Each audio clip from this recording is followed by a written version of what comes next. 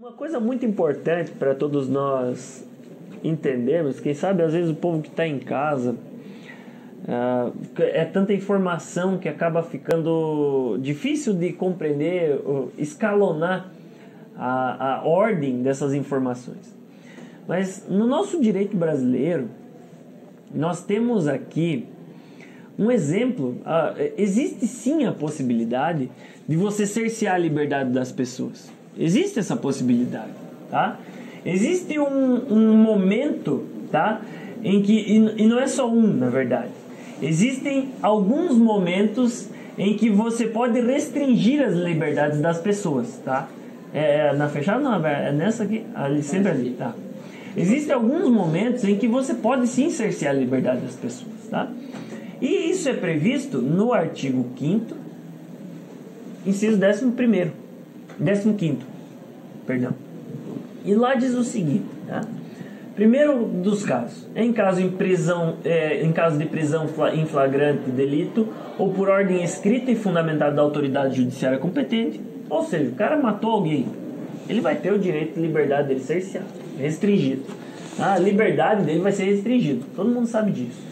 Mas existem ainda dois outros casos, que é o estado de defesa ou o estado de sítio. Tá? Só que, note, eu vou até ler um comentário aqui, que diz assim, ó, e perceba-se que ainda que assim o fosse somente por decreto do presidente da República, ouvidos os Conselhos da República e o Conselho de Defesa Nacional, se decreta estado de defesa para preservar ou prontamente restabelecer, em locais restritos e determinados, a ordem pública ou a paz social ameaçadas por grave e iminente instabilidade institucional, ou atingidas por calamidades de grandes proporções da natureza. Tá? Então, aí sim, o presidente da República pode fazer, em casos de comoção de grave de repercussão nacional ou ocorrência de fatos que comprovem a ineficácia de medida tomada durante o estado de defesa, no caso, o estado de sítio, ou também o estado de sítio pode ter uma declaração de estado de guerra ou resposta à agressão armada estrangeira. Aí nós podemos ter restrição de liberdades. Agora, o que o senhor acha, já que já viveu mais do que eu, o cerceamento de liberdades através de um decreto de um prefeito? Mesmo que o STF... Aí você vai olhar assim e vai dizer, não, mas espera lá, o STF foi lá e julgou ação direta de inconstitucionalidade, dizendo que sim, tudo bem que as autoridades restringissem e aplicassem medidas restritivas visando a questão sanitária. Tá bom, vou ler aqui para vocês a ação direta de inconstitucionalidade julgada pelo STF 6586 e a 6587 também. Diz alguns itens dele. Primeiro, a vacinação compulsória não significa vacinação forçada. Isso palavras do STF, né, que nós temos criticado aqui, o Brasil inteiro está por aqui com ele. Né? Mas eles estão dizendo aqui, ó, a vacinação compulsória não significa vacinação forçada, porquanto facultada sempre a recusa do usuário, podendo contudo ser implementada por meio de medidas indiretas. Aí você vai dizer, não, beleza, é o que está acontecendo, existem medidas indiretas e o cara pode recusar, cada um recusa o que quer. As quais compreendem, dentre outras, a restrição ao exercício de certas atividades ou a frequência de determinados lugares. Aí você vai dizer, bom, mas é o que acontece. Mas espera lá. Aí eles falam assim, desde que previstas em lei. Onde é que está a lei? Não existe lei. Não existe lei. Não existe nenhuma lei que ampara. Não existe. Um decreto de governador ou decreto de prefeito. Então, além de tudo, né? Além de tudo, nós estamos diante de um show de ilegalidades. Show de horrores. Assim, cara, show de horrores. É absurdo, né? É incompreensível. Aí, mas deixa eu continuar. Claro. Porque eu estou pegando aqui a autorização do STF para que os prefeitos, os governadores imponham medidas sanitárias. Vou continuar para você ver como até mesmo dentro disso é difícil entender o que está acontecendo. Próximo item. Desde que previstas em lei, então todas as ações vão ter que ser previstas em lei ou delas decorrentes e tenham com base evidências científicas e análises estratégicas pertinentes.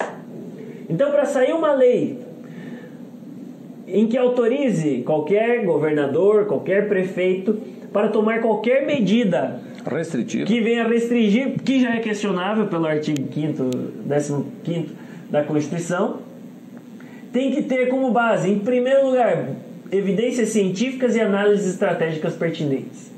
E aí eu quero dizer uma coisa: essa obrigatoriedade que está se formando, onde está a evidência técnica científica ou análise estratégica pertinente que comprove que um não imunizado, através do imunizante não natural, pode oferecer risco a toda a população? Primeira coisa, é o que nós questionamos hoje de manhã, né? Com outras palavras. Aonde está a prova disso? Como diz o Pedro Pedreira da escolinha, tens, não tem. Porque assim, nós vamos trocar, né? O nosso direito líquido e certo, o amparo que nós temos, é como eu citei um exemplo hoje aqui. Imagina, você vai lá e você passa anos na tua vida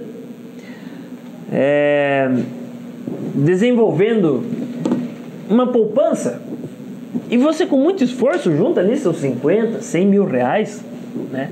Com muito esforço você vai lá e faz isso. E aí alguém vem e diz pra você: não, mas peraí, eu tenho um investimento melhor, me dá todo esse dinheiro aí. Uma pessoa que tu nunca viu na frente, ele não te apresenta o plano de negócio, ele não te apresenta uma perspectiva de que você vai ter o teu dinheiro à volta dele melhor, mas você pega e diz: cara, quer saber de uma coisa, eu vou confiar em você, tá aqui toda a minha reserva, tudo que eu adquiri nesses últimos anos, tudo aquilo que eu guardei nesses últimos anos, tá aí, pode pegar, cuida pra mim e vê se faz melhorar meu dinheiro. Aí sabe o que faz? Como é que tu vai garantir que isso vai voltar pra você? O direito é a mesma coisa. As garantias que nós temos constitucionais, elas são a mesma coisa.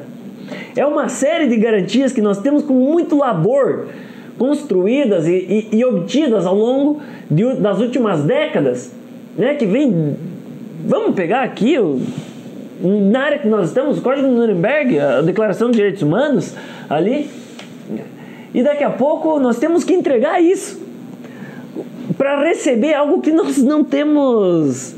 É abstrato, né? Para receber uma abstração. Então, enfim, nós temos aqui várias. Por exemplo, outro caso, que desde que também essas questões venham acompanhadas de ampla informação sobre eficácia, segurança e contraindicação de imunizantes, que não há. Outro, respeite a dignidade humana e os direitos fundamentais das pessoas. Também não.